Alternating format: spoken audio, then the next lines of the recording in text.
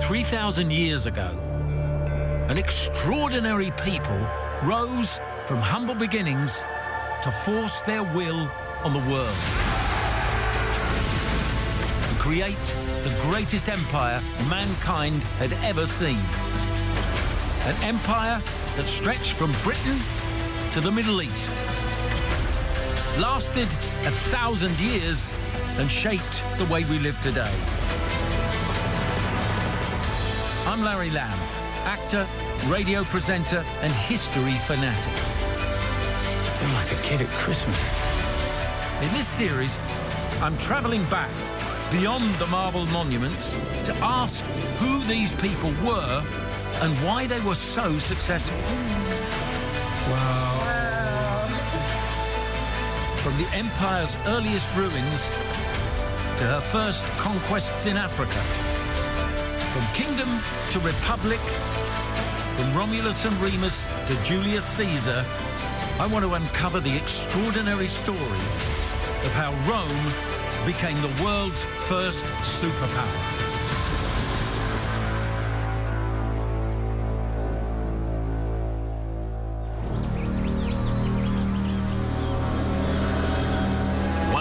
BC, a century of bitter warfare is about to reach its climax. Rome's forces are poised outside the city walls of their greatest enemy. Carthage must be destroyed. For 6 days, the Romans mercilessly annihilated everything and everyone in their path. They left the city and the Carthaginian civilization utterly devastated. During this savage attack, one young nobleman proved himself a brave and gifted officer. His name was Tiberius Gracchus. In 146 BC, Tiberius Gracchus was just a teenager. But listen to what Plutarch had to say about him. The younger Tiberius soon learned to understand that commander's nature and led all the young men in discipline and bravery. Yes, he was the first to scale the enemy's wall. A teenager, first one over the wall. Tiberius left Carthage a hero, but he would soon face a far greater enemy. This would be a battle between the wealthy ruling classes and the ordinary citizens of Rome. A fight for the very soul of the Republic. With the fall of Carthage, Rome's influence now stretched thousands of miles across the Mediterranean. Nothing stood in the way of the Republic's ambition to conquer the known world. Each victory of the army brought unimaginable riches. War tribute of slaves, treasure and art poured into the nation's coffers.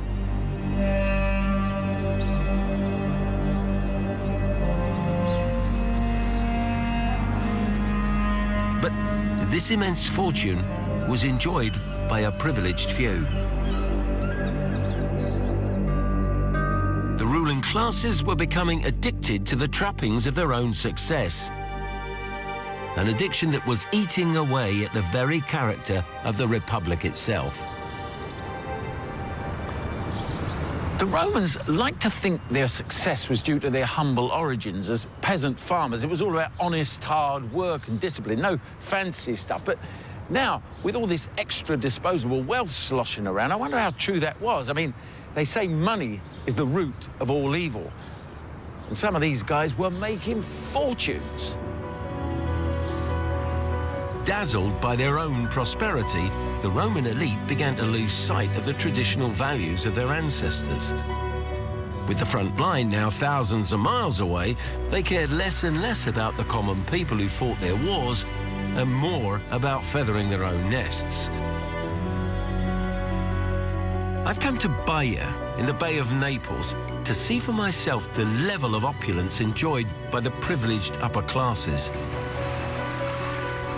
Today, it's a busy seaside resort, popular with tourists and locals from all walks of life. In Tiberius Gracchus's time, this was the playground of the super rich, the Las Vegas of the ancient world. The Stoic philosopher Seneca was so shocked by the debauchery he witnessed here, he branded it a resort of vice. In fact, he left after a day in total disgust, moaning about drunks on the beach, rowdy parties on boats, people singing and dancing along the quayside, to say nothing of all the other goings-on. Things don't change much, do they? What has changed is the landscape itself, sculpted by 2,000 years of earthquakes and volcanic eruptions. Look around today, and there's little evidence of the spectacular surroundings of the past. But incredibly, this ancient wonder is still here, now submerged beneath these waves.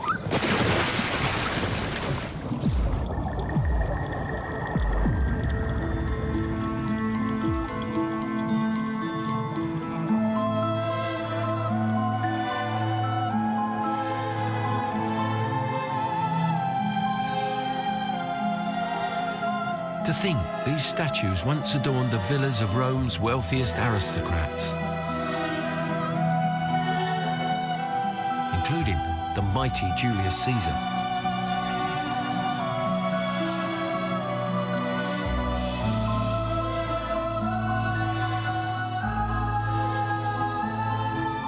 It's an astonishing sight.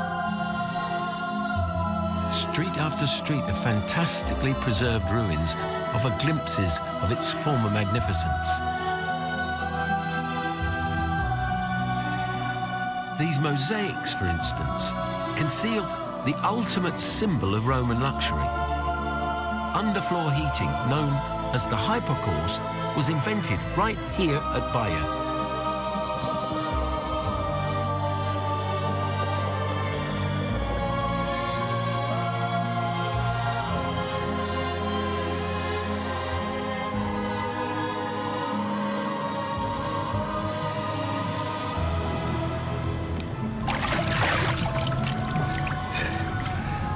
And the man who developed this wonderful invention made an absolute fortune, but not from underfloor heating, but from another luxury item: oysters.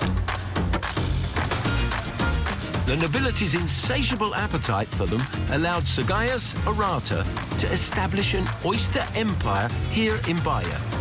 To keep the supply going through even the coldest of winters, he designed a system of artificially heated pools.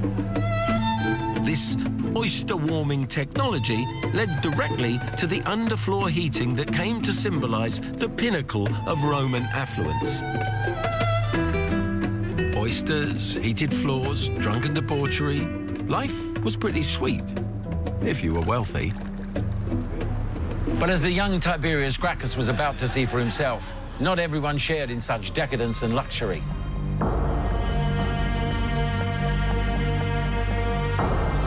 Tiberius would soon realize there was a critical flaw in Roman society, one that threatened the very soul of the Republic itself.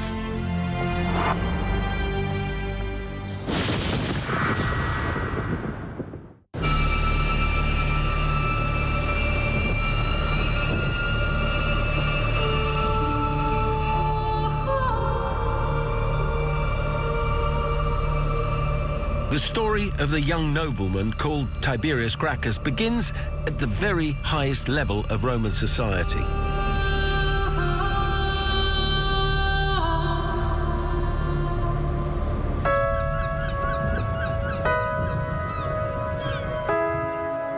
He was born into a world of privilege, where heritage and ancestry meant everything.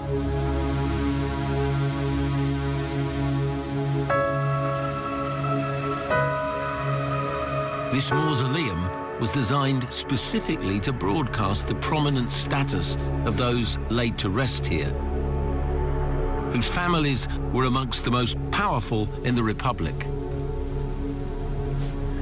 So for 350 years, this whole complex of tombs was the final resting place for generations of the Scipio family. The man who wiped Carthage off the face of the earth was buried here.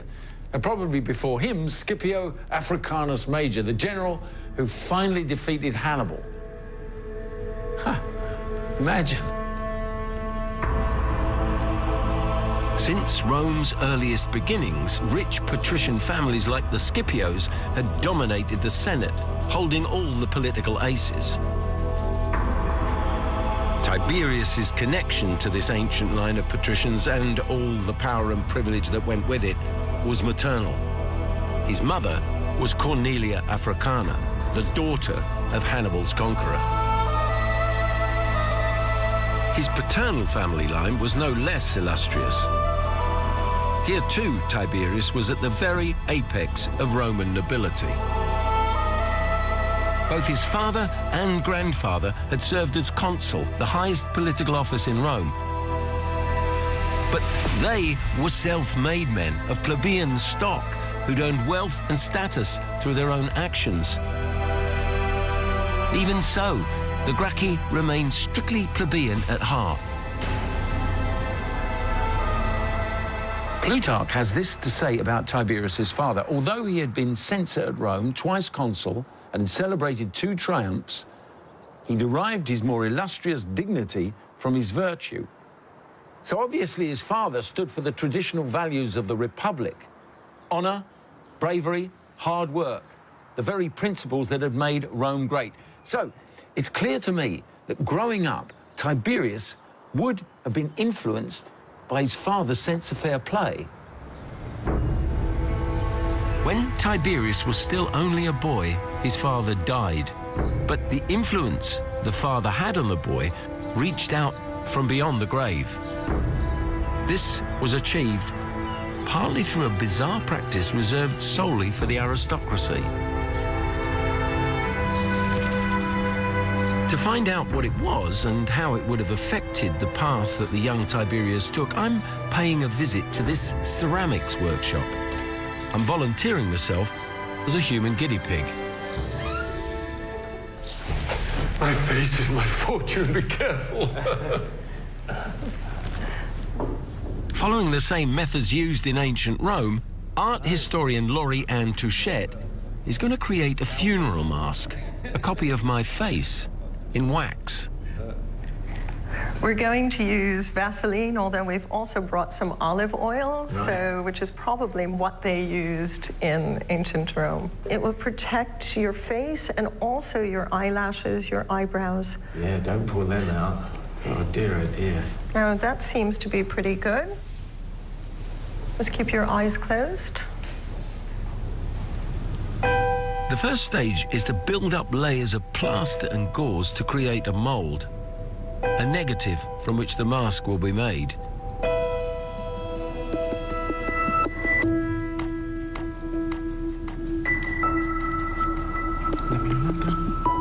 After what seemed like an eternity, I was finally ready to come up for air. Okay. Wow. Wow. Spectacular. And you probably can step down directly. The next stage involves building up layers of melted beeswax to create the mask. Thankfully, this left me free to find out more about how they were used.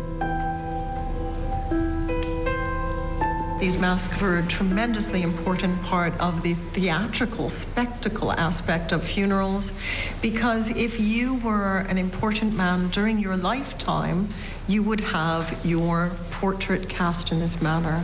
On your death, you would have an actor who played you, who actually had learned you during your lifetime. That actor would be joined with other actors or younger members of the family who would be impersonating the ancestors. But the influence that these masks exerted stretched well beyond the funeral ceremony. After their funeral, those wax portraits would go in the family home, almost certainly in the atrium, and there they would become a sort of reference point for the people living in the home, for people who would come to visit. I mean, we actually think nothing of having a photo of old Uncle Joe or, you know, Right. Grandad Bill or whatever else up on the wall. That's as close as they could get, really, wasn't it? It is. And we know from the ancient sources that these were seen as a kind of incitement to greatness. The ancestors, the great men of Roman history, gave an example to the younger generation of how they should behave. There he comes. Hang on a while. There he is. What a bizarre, a really bizarre sensation. I can rather well imagine young Tiberius Gracchus, as it were, growing up under the gaze of the old pater familias and reminding him constantly of all those republican values that he held so dearly. Always there, the old man.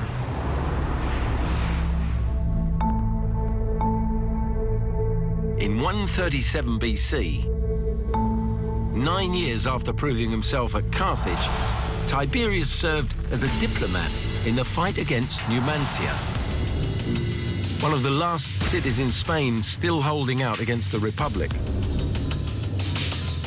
The Roman army found themselves hopelessly surrounded by Iberian warriors. Only Tiberius's skills as a negotiator saved them from certain massacre. The peace deal he brokered spared the lives of 20,000 Roman soldiers, making him a hero of the people of Rome. But it was what he saw on the way to Numantia as he made his way through the Italian countryside that would shape this young man's destiny and that of the Republic itself. This is Tuscany, the essence of rural Italy. It's hard to imagine a more beautiful, peaceful, idyllic setting. And it was still like that back in 137 BC, although then it was called Etruria. But whatever it was that Tiberius Gracchus witnessed on his way through here would eventually drive him headlong into a deadly showdown with the very ruling classes he'd been born into.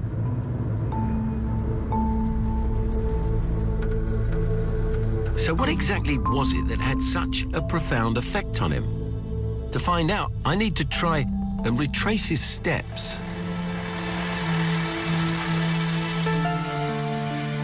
Along his route, Tiberius would have encountered hundreds of villas like this one at Seta Finestra, built in the 1st century BC.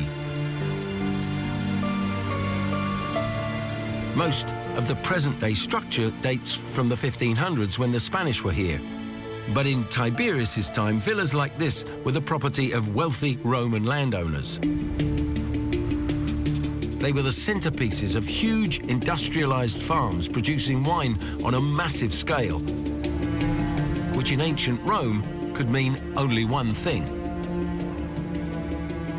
Plutarch wrote, as Tiberius was passing through Tuscany, he observed the dearth of inhabitants in the country, and that those who tilled its soil or tended its flocks there were imported barbarian slaves. Of course, slaves, Spartacus and all that. I mean, I suppose like everybody else, my image of slaves and slavery does come from the films and television, but obviously slavery was a massively important part of Roman society. Can you say how important slaves were effectively in the whole running of the Roman system at that time? I think they were very important in Italy, not in the whole of the empire, but definitely in Italy. They're providing 9/10 of your agricultural labor. They are providing all of the domestic labor. And they're doing a lot of the administration as well. So, I mean, this, I suppose, the kind of thing that we get from films or whatever, of slaves being chained, manacles, literally, you know, chained to the wall every night. Would this have been quite the case, or? I don't think so. We don't find many manacles in Italy. And it's going to be hard to prune your vines if you're manacled. Yeah. I think that the problem is that there's nowhere to escape to. Tiberius Gracchus saw how the wealthy Roman landowners were using this captive army of slaves to produce wine in vast quantities. This estate alone generated nearly 4,500 amphorae a year. That's roughly 250,000 bottles today. Where was the wine going? And the wine was mainly going to Gaul. The Gauls are consuming Italian wine in the most enormous quantities. It's been estimated that as much as 40 million amphorae from this area finished up in Gaul. Amphorae are exchanged in Gaul, 1 amphora for 1 slave. So those 40 million amphorae came back in the form of millions of slaves. Millions of slaves? Yeah. And of course, those slaves could then be put to work, producing even more wine. This self-generating success allowed the owners to multiply their wealth almost exponentially. I mean, these people are enormously rich. I think that's the moral of this story. The Roman aristocrats of the 2nd and 1st centuries BC are just accumulating wealth in the form of landed property at the most enormous rate. For the already wealthy nobility, these massive slave-based enterprises were a license to print money. But it wasn't this embarrassment of riches that troubled Tiberius. Nor was it the suffering of millions of slaves. It was something else entirely.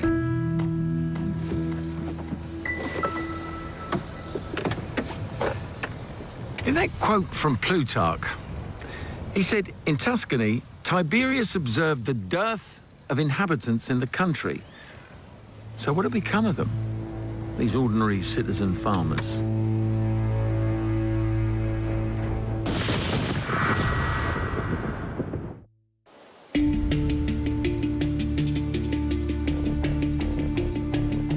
(137 BC). Still in his 20s, the young nobleman Tiberius Gracchus is returning to Rome from the wars in Spain.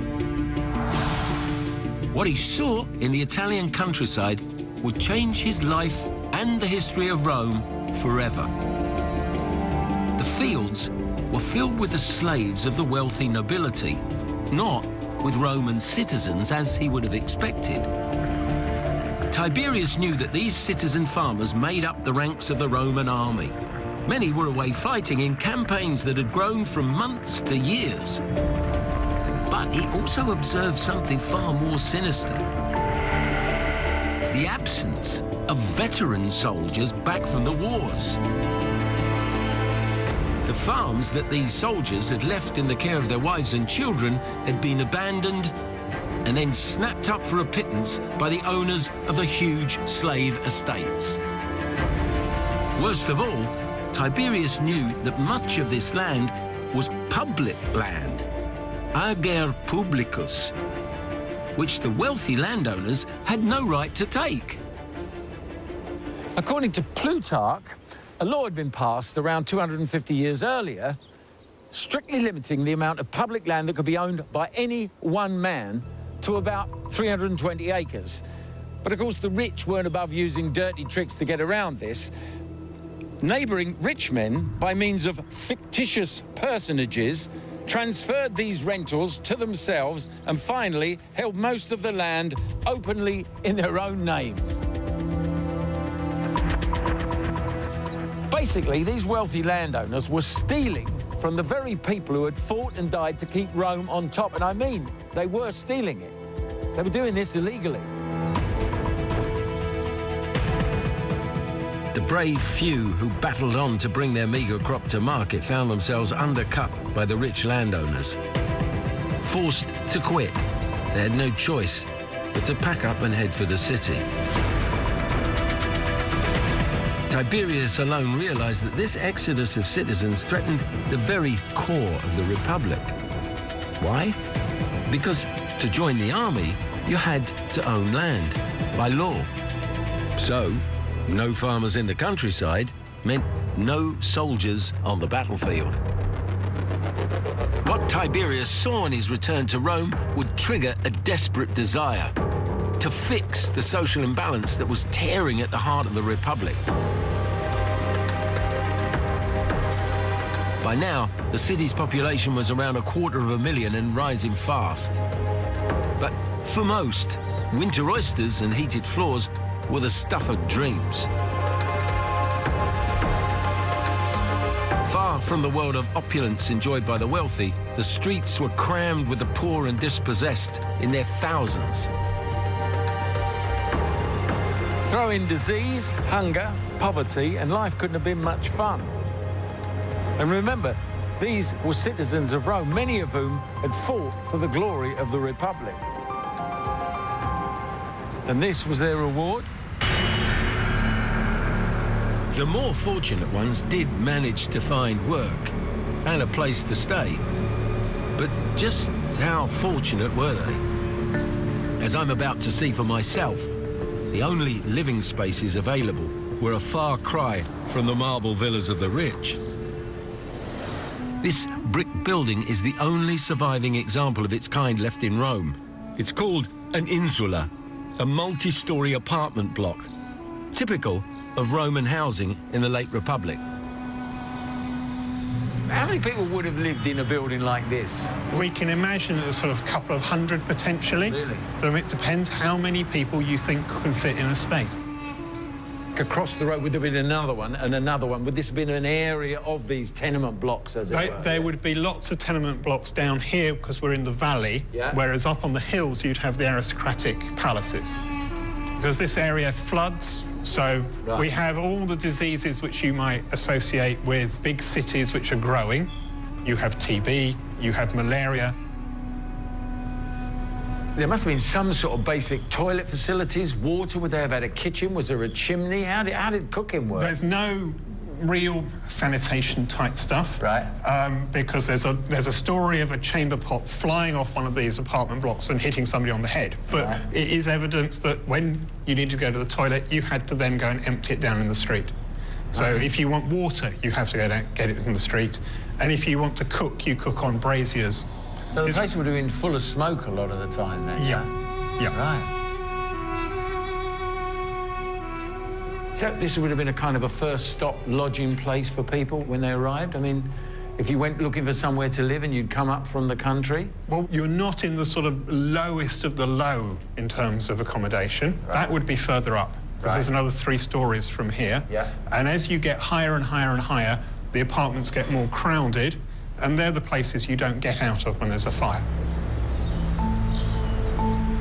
The higher up you lived in one of these insulae, the lower your social status. The upper levels have gone now.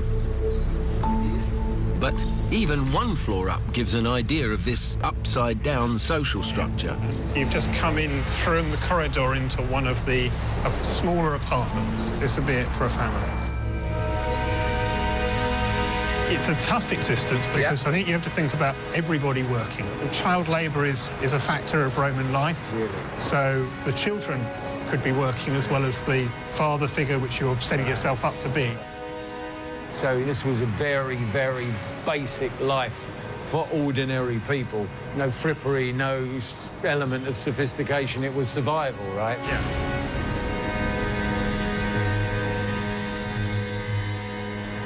This is a quote from Juvenal, who was a satirist writing in the 1st century AD. The sick die here because they can't sleep, though most people complain about the food rotting undigested in their burning guts. For when does sleep come in rented rooms? It costs a lot merely to sleep in this city. I mean, what a commentary. You've come from the country trying to make a new life, displaced, lost your land, you got your family here, there's not enough work, not enough money, the place is full of malaria, probably running alive with rats and other nasty things, and here you are, you're stuck in it.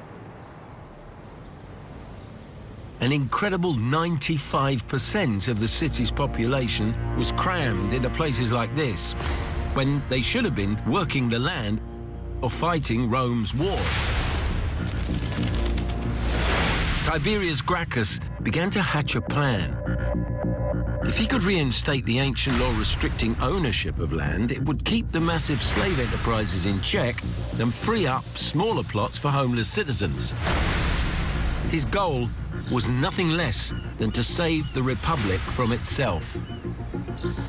But the bit that I really want to understand is the way that he went about it. Instead of using all the advantages of his privileged birth, he took a stand against the all-powerful Senate. Animosity between Tiberius and the Senate had begun with the peace deal he brokered in Numantia.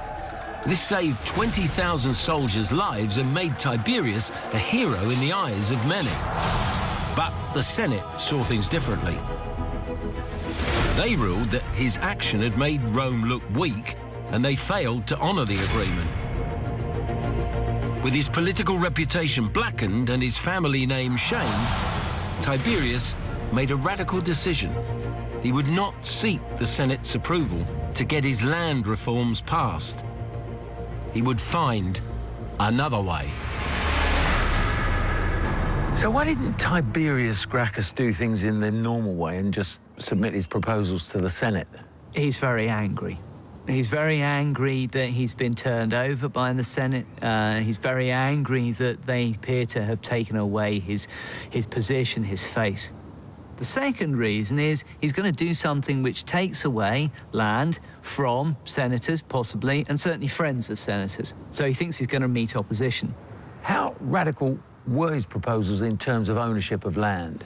Actually, the original proposal isn't terribly radical. It's framed as a return to a previous law, which is already, by that point in time, a couple of 100 years old. He offers compensation. It's quite gentle as a piece of legislation. So he's not starting in a particularly radical place. But with bad blood between Tiberius and the senators already, he knew they'd never comply. Instead, he deployed a cunning strategy. He would harness the power of the people.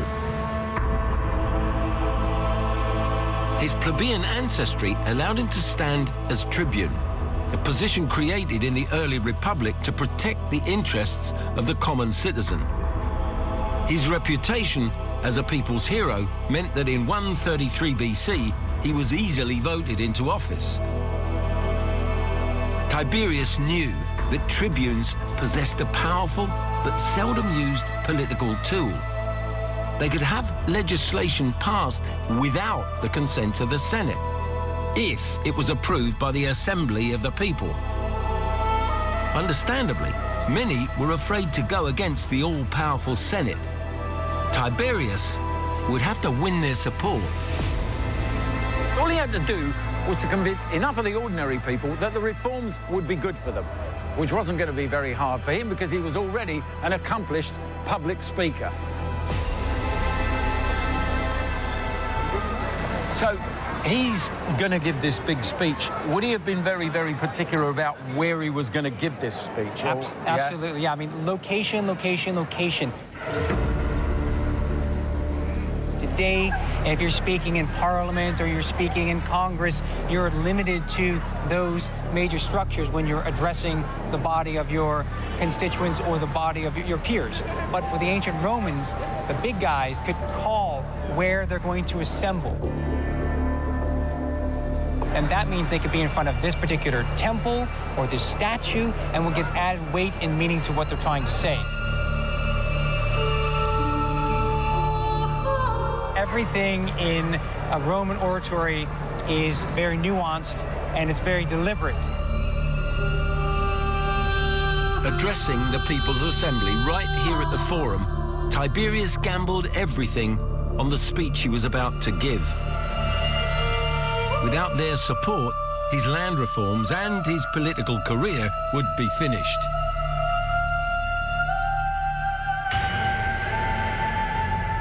The wild beasts who roam over Italy have, every one of them, a cave or lair to lurk in. But the men who fight and die for Italy enjoy the common air and light indeed, but nothing else. houseless and All of our politicians and all of our cultures can give added weight to what they're saying. Everyone's using their hands. lying lips that they're in character. Are they basically signaling what they're saying for maybe 10,000 people who, without any system of amplification, are going to be reliant on what they see, right? The Roman orators then would specifically use certain gestures that would be more visible, let's say, to a larger crowd, that would add emphasis to what they're saying. For not a man among them has an hereditary altar. Not one of all these many Romans an ancestral tomb. Basically, I think what they're doing is what we're doing today. But Tiberius Gracchus was one of the great orators of the Republic. So he would have used his body as much as he used his voice and his words. Wealth and luxury, and though they are styled masters of the world, they have not a single clod of earth that is their own. The power of Tiberius's words won over the People's Assembly, and his land reform was passed into law. But it was a victory that came at a terrible price.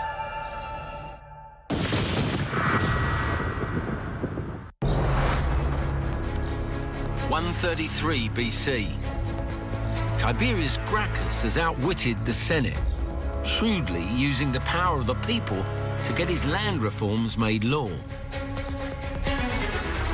The masses hailed him as a hero, a champion who offered them hope. But the Senate now viewed him as an insidious threat. The battle lines were clearly drawn. Tiberius set up a commission to execute his law, but the Senate starved it of funds. Tiberius's next move was even more audacious. Rome was bequeathed a vast fortune by the death of a foreign king. Tiberius bypassed the Senate once again to claim these riches for the people. Now, ordinarily, a bequest like that would have to be accepted by the Senate. The Senate deals with foreign affairs. So for him as a tribune of the people to say, I accept, on behalf of the people of Rome, this bequest, is to indicate that he wants to bring that resource in to be used for the benefit of the people. And clearly can help him fund his land redistribution and his compensation schemes and his grants to the people, etc., etc. But it also raises the spectre of the Senate losing control of foreign affairs to annually elected officers of the people of Rome. And that's dangerous. The war of attrition reached fever pitch. Anger turned to open hostility. With Tiberius's year as tribune drawing to an end, his followers began to fear for his safety. So they urged him to stand for an unprecedented second term. His opponents in the Senate cried foul, declaring it an illegal move. Tiberius ignored this and stood for election anyway. For many in the Senate, this was the last straw. They took it as a signal that Tiberius was seeking the absolute power of a king. And if there's one thing I've learned about the Roman Republic, it's that rex was a dirty word. Would-be tyrants had to be stopped at all costs. Tiberius is being forced into a more and more radical position because he's got no other place to go. We often talk about politicians leaving themselves an exit strategy. Tiberius hasn't left himself an exit strategy. On the day of the election for tribune, Tiberius made his way to the capital. That morning, he observed many omens, none of them good. Augury birds refusing to leave their cage. A serpent curled up in his treasured battle helmet. A pair of ravens fighting on the rooftops above.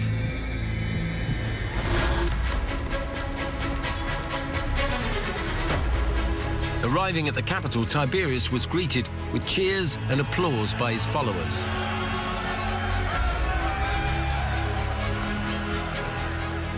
But the mood of celebration soon turned to panic. Members of the Senate, Rome's oldest and most respected symbol of law and order, were baying for blood.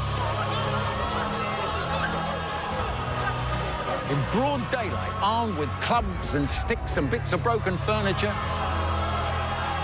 they brutally bludgeoned Tiberius Gracchus to death.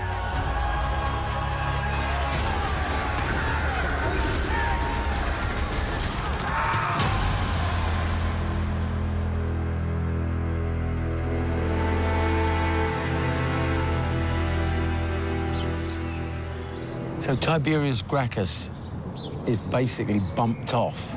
Yeah, it was more dramatically and more violently than that. He's actually beaten to death with planks with 300 of his supporters. So a very grisly and dramatic end. And then his body is just chucked in the Tiber, like you do with a common criminal.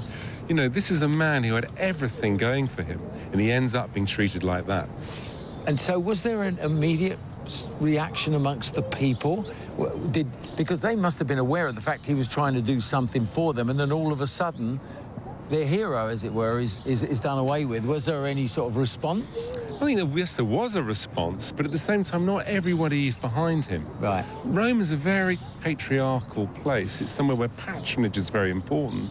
So all of these nobles had lots and lots of people lower down the social pecking order who owed their living and who they were to these great lords. Yeah. So things don't happen that quickly, but what you're going to find is over the next 20 or 30 years, the Senate's going to have to change the way it sees things. It's going to be forced into a situation where actually popular legislation is going to come in and some land is going to get released to the masses. So what would you say overall is the result of his death? I think the death of Tiberius Gracchus was a real watershed moment, because it showed individuals that they could go against the powerful status quo. They could go against the interests of this powerful clique by using the people in the popular assembly. And at the same time, it set a very dangerous precedent because the Senate deal with it by brute force, by violence. And what we're going to find in the next few decades, all the way until the end of the Roman Republic, is that the place becomes more and more violent. It's a really, really important moment. From then on, things are never going to be the same.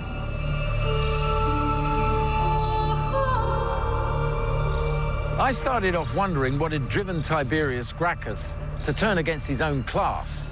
But this chapter in Rome's history is about so much more. It's really about the deep fractures that started to form in Roman society as a result of their own runaway success. Tiberius had thrust these fractures firmly onto centre stage and shown that it was possible to harness the power of the people against the might of the aristocracy. This was a bold and powerful idea, one that would take root in the minds of others that followed. Next time, crisis in the Republic. As Rome descends into anarchy, one man plans to seize control for himself. His name is Julius Caesar.